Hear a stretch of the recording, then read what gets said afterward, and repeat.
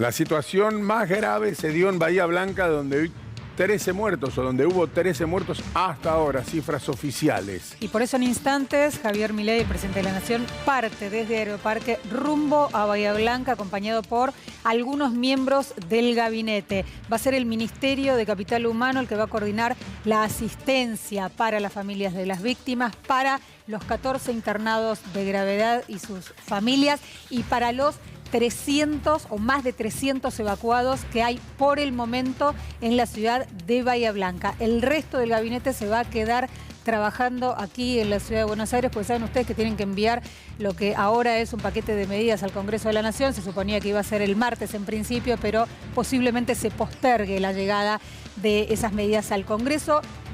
Lo que es de urgencia resaltar es que Javier Milei, quien tuiteó esta mañana dándole el pésame a las familias de las 13 víctimas fatales, es que viaja a Bahía Blanca, posiblemente o con la ministra de Defensa, Patricia Bullrich, o alguien del gabinete del Ministerio de Defensa que comanda Patricia Bullrich. Esa es la novedad a esta hora de la mañana. El presidente viaja a Bahía Blanca, allí se dio la situación más grave, lo hemos descrito desde muy temprano. 13 muertos, como recién nos ratificaba Gabriela Karchak, por el derrumbe de una estructura, con vientos que allí sí soplaron a 150 kilómetros por hora, con una imagen de la llegada de la tormenta que es impactante. Hubo alguien que con un teléfono registró la llegada de la tormenta sobre el campo y se veía que iba a tener una dimensión extraordinaria. Por supuesto que nadie imaginaba que esto podía terminar en una tragedia, pero los vientos, aquellos que estaban allí, dicen que fueron impresionantes. Y la situación en sí, nunca vivida jamás, por lo menos más temprano. Un colega que nos enviaba información desde Bahía Blanca nos decía que, bueno, ni siquiera había podido en ese momento volver a su casa. Había quedado varado en la casa de su mamá, donde finalmente había pasado la noche, solamente porque se dio cuenta que las circunstancias eran muy, pero muy serias.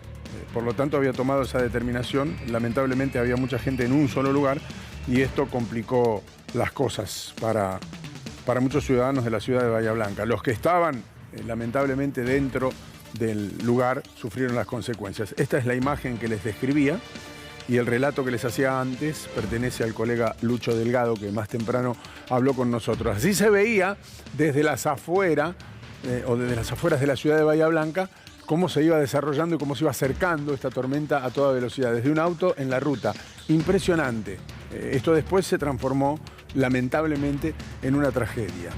Sí, esto pasó en el Club Bahiense del Norte. Había un festival de patín. Lo que suponemos es que era un festival en el que participaban menores y adolescentes, en el que habían concurrido familias. Por eso es que todavía faltan identificar víctimas fatales. Ya hay 9 identificadas. 2 comparten apellido y uno es menor de edad. Por tanto, se supone que son o hermanos o padre e hijo. Hay 14 personas que están internadas con heridas realmente muy, muy graves. 8 en el hospital municipal, 4 en el hospital Pena y 2 en el Privado del Sur. Todo en Bahía Blanca, después de lo que fue el desplome del techo de toda la estructura en el Club Bahiense del Norte en este festival de patín.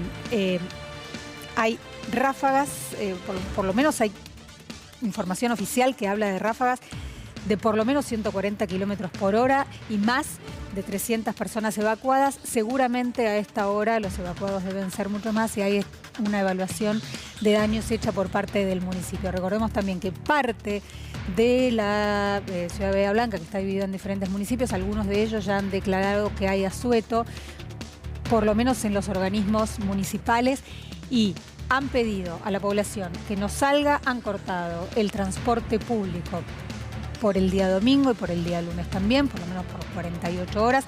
No va a haber expendio de combustible, no va a haber ninguna estación de servicio que esté abierta para atender los requerimientos, porque lo que se pide, por favor, es que no se muevan de sus casas.